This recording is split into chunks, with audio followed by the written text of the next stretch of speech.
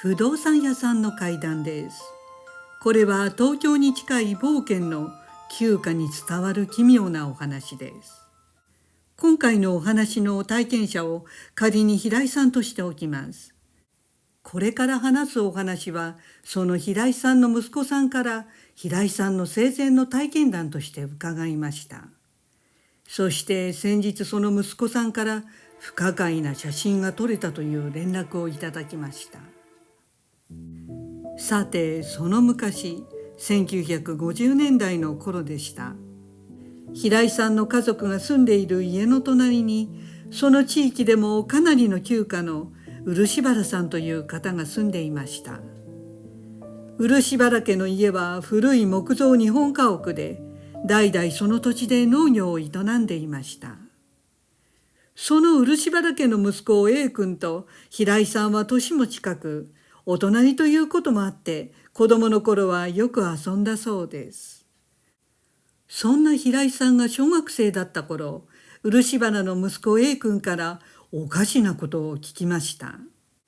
ねえ、夏になると僕の家の納戸からおかしな声が聞こえるんだよね、というのです。平井少年は興味津々で、それどんなこと言うのと聞きました。すると A 君は、それが優作ってうちのお父さんの名前を呼んでるんだよ、そういうのでした。A 君の話ではいつの頃からかは覚えていないのですが、夏休みになるとその謎の声は何度から聞こえてきて、毎回父親の名前を呼ぶということでした。漆原家にはその A 君の両親と父親の弟、つまり叔父も一緒に住んでいましたが、その声はその A 君だけが聞いていました。そんな奇妙な話を聞いてしばらくした時でした。お隣の漆原家の旦那さん、つまり A 君のお父さんが病で寝込んでしまったそうです。その病気は寄生虫によるもので、お腹が異常に膨れて亡くなる奇病でした。昔は田んぼに入るとき、裸足だったため寄生虫に感染したそうで、日本充血宮中病と言われ、太古から恐れられていた病だったそうです。その後 A 君のお父さんの症状はどんどん悪くなっていき、お腹は太鼓のように膨れ上がり、手足がひどく痩せ細ったため、まるで地獄のガキのような姿になっていきました。そして感染を恐れたのか、家族はお父さんをずっと納戸の中に寝かせていたそうです。漆原家ではおそらく代々家族が病になると亡くなるまでこの納戸で隔離して看病していたのかもしれません。さて、当時平井家や漆原家のある村が他の村と合併して町になり、その夏は記念行事として町内で花火大会が催されたそうです。平井少年は家の2階から花火が上がるのをラムネを飲みながら見ていました。ヒュー、ドンと花火が数回上がって、夜空が明るくなると少し間が空いて次の花火を仕込んでいるようでした。するとお隣の漆原家の窓辺から白く鈍く光る球体のようなものがスーッと空に昇っていくのが見えました。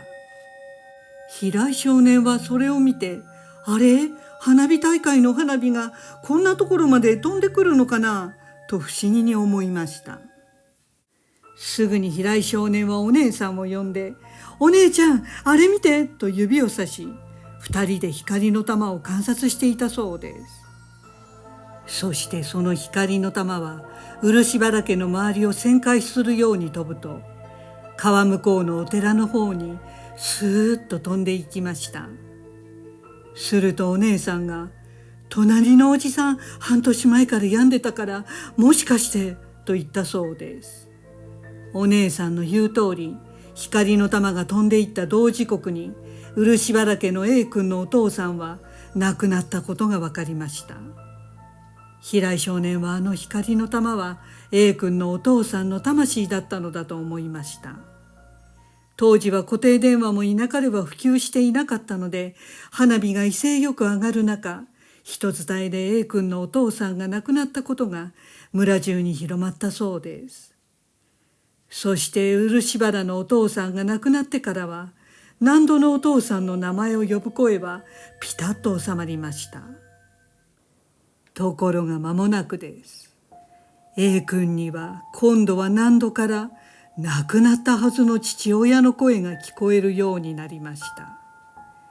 それはお父さんのボソボソと一人で話している声で、何を言っているかは聞き取れなかったそうです。その父親の話し声はそれからもずっと聞こえ続けたということでした。そして月日は流れ、漆原家の A 君も大人になって鉄道員になり、平井少年も公務員になりました。その頃も町内の自治会の会合で2人が顔を合わせると、 A 君は例の何度の話し声がいまだに聞こえると言っていたそうです。平井さんは A 君の父親の魂が天に昇っていくのを見ているので、なぜまたこの世に戻っているのか不可解でした。その後、隣の漆原家の日本家屋もかなり老朽化し、ついに建て直すことになったのですが、旧家が取り壊されるまでずっと漆原家の納戸からは父親の話し声が聞こえていたということでした。そして改築後は A さんから話し声のことは全く聞かなくなり、どうやら新築の漆原家ではおかしな話し声の怪奇現象はなくなったようでした。平井さんは解決した話として、お隣で不思議なことがあったねと息子さんに話したそうです。さて現在その平井さんも亡くなり、平井さんの50代になる息子さんはその後実家から引っ越されたのですが、今も近所に住んでいるということでした。実家のお隣の漆原家では、鉄道員をだいぶ前に引退した A さんが今も健在で住んでいるそうです。ところで平井さんの息子さんは、父親から聞いたその漆原家の怪奇現象の話を私に提供してくださいました。そしてその1週間後ぐらいでした。漆原家の建て直された2代目の家の前を、平井さんの息子さんが散歩でたまたま通りかかったそうです。この平井さんの息子さんは実は写真を撮るのが趣味でした。そんな息子さんは漆原家の話を私にしたばかりだったので、ふと気になったそうで、その場でパチリと1枚現在の漆原家の家の外観を写真に収めてみたということでした。そしてその写真を見て驚いたそうです。家の外観が写っていませんでした。その写真がこれなのですが、私は最初なんだか分からず、動きながら人間を撮ってブレただけなのかと思いました。でも平井さんの息子さんの話では、手ぶれは全くなく、スマホのカメラをしっかり固定して漆原家の外観の写真を撮ったそうで、もちろん人など家の前にはいなかったそうです。でも私には人が目の前にいて、手を動かして妨害しているようにも見えました。一応霊感のある方の見解では、少なくとも2人の人物が写っているように見えると言っていました。また写真には光の玉が動いた瞬間のような光の帯が映り込んでいますが、